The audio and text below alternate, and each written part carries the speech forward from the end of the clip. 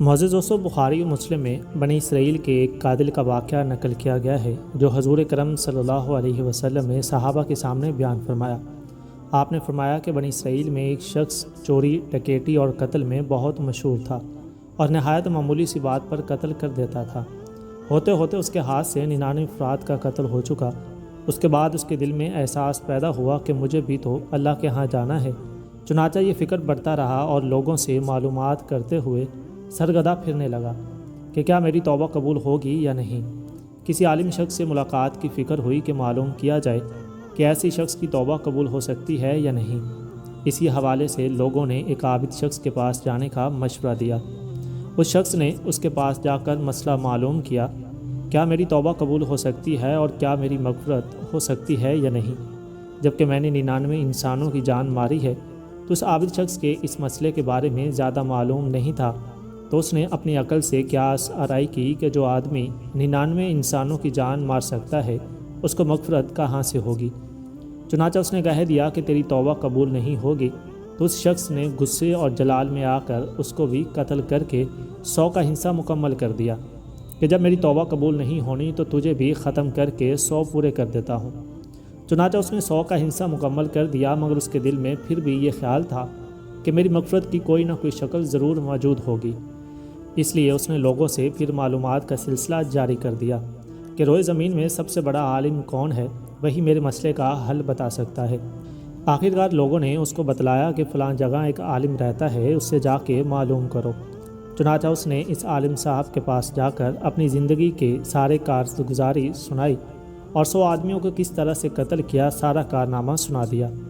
معلوم کیا کہ آپ بتلائیے کہ میری توبہ قبول ہو سکتی ہے یا نہیں، کیا اللہ کے ہاں مجھ جیسے گناہ گار کے لیے بھی مغفرت کا کوئی خانہ ہے یا نہیں۔ تو اس عالم صاحب کو چونکہ علم تھا تو اس نے بتلایا کہ تیرے گناہ معاف کرنے میں اللہ کے ہاں کوئی رکاوٹ نہیں۔ اللہ کی رحمت کا سمندر تجھ جیسے گناہ گاروں کے گناہوں سے بہت بڑا اور بہت وسیع ہے۔ چنانچہ اس عالم صاحب نے اسے مشورہ دیا کہ تم فلاں جگہ سفر کر کے جاؤ، وہاں کچھ اللہ کے بندے رہتے ہیں، ان کا مشغلہ صرف اللہ کی عبادت کرنا ہے۔ ان کے ساتھ مل کر اللہ کی عبادت کرو اور نادم ہو کر اپنے گناہوں کی معافی مانگو، انشاءاللہ تمہاری مغفرت ہو جائے گی۔ جب اس شخص نے آدھا راستہ طے کر لیا تو ملک الموت آ گئے۔ اب اس کے روئے لے کر جانے لگے۔ مسئلہ کھڑا ہوا کہ آسمانوں سے رحمت کے فرشتے بھی آئے اور عذاب کے بھی۔ رحمت کے فرشتے کہنے لگے کہ اس کی روح لے جانے کا حق ہم کو ہے، اس لیے کہ یہ سچے دل سے تائب ہو کر عبادت کے لیے جا رہا تھا۔ عذاب کے فرشتے کہنے لگے کہ اس کی روح لے جانے کا حق ہم کو ہے، اس لیے کہ اس شخص نے کبھی کوئی نیکی کا کام ہی نہیں کیا۔ اسی دوران آسمانوں سے ایک فرشتہ آیا۔ بعض روایات سے معلوم ہوتا ہے کہ یہ آنے والا فرشتہ حضرت جبرائیل امین تھے۔ چنانچہ اس فرشتے نے تشریف لا کر ان دونوں طرح کے فرشتوں کے درمیان یہ فیصلہ کیا کہ دونوں طرف کی مسافت ناپ کر دیکھ لو، جہاں سے آ رہا ہے اس کی مسافت قریب ہے یا جہاں جا رہا ہے وہاں کی مسافت قریب ہے، لہٰذا جہاں کی مسافت قریب ہو اس شخص کو وہاں والوں میں شمار کر دیا جائے۔ چنانچہ دونوں طرف کی زمین ناپ کر دیکھی گئی تو جہاں جا رہا تھا وہاں کی مسافت جہاں سے آ رہا تھا اس کے مقابلے میں صرف ایک بالشت قریب ہے۔ چنانچہ فیصلہ ہوا کہ مقامی مسیحت سے مقام عبادت صرف ایک بالشت قریب ہے، اس لیے رحمت کے فرشتوں کو اس کو لے جانے کا حق حاصل ہوا۔ چنانچہ اللہ تعالیٰ کی طرف سے اس کی مغفرت کا اعلان ہو گیا۔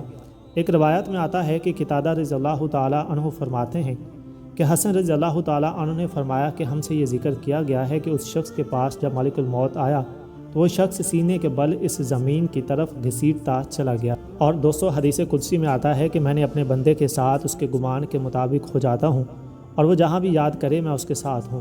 باخدا اللہ تعالیٰ اپنے بندے کی توبہ سے اس سے زیادہ خوش ہوتا ہے جتنی خوشی تم میں سے کسی ایسی شخص کو ہوتی ہے جس کا جانور بیابان میں گم ہو کر پھر اسے مل جائے۔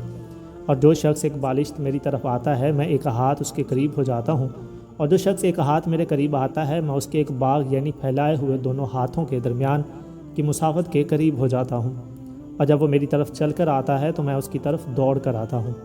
حاصل ہمیں یہ ہوا کہ انسان جب بھی سچے دل کے ساتھ توبہ کرے گا تو اللہ ضرور قبول فرمائیں گے۔ انشاءاللہ یہ واقعہ خصوصاً ان حضرات کے لیے حوصلہ افزائی اور معاونت کا سبب ہے جو کہ بڑے بڑے گناہ کر کے اب مایوسی کی زندگی گزار رہے ہیں، کیونکہ شیطان نہیں مایوس کرتا ہے۔ بہرحال گناہ گار کو شیطان کی باتوں میں آ کر مایوس نہیں ہونا چاہیے، بلکہ اللہ کی رحمت سے اچھی امید رکھ کر سچی توبہ کے ذریعے اپنے آپ کو پاک و صاف کر لینا چاہیے۔ اللہ تعالی ہم سب کو عمل کرنے کی توفیق عطا فرمائے، آمین۔ ملتے ہیں اگلی ویڈیو میں، تب تک اللہ نگہبان۔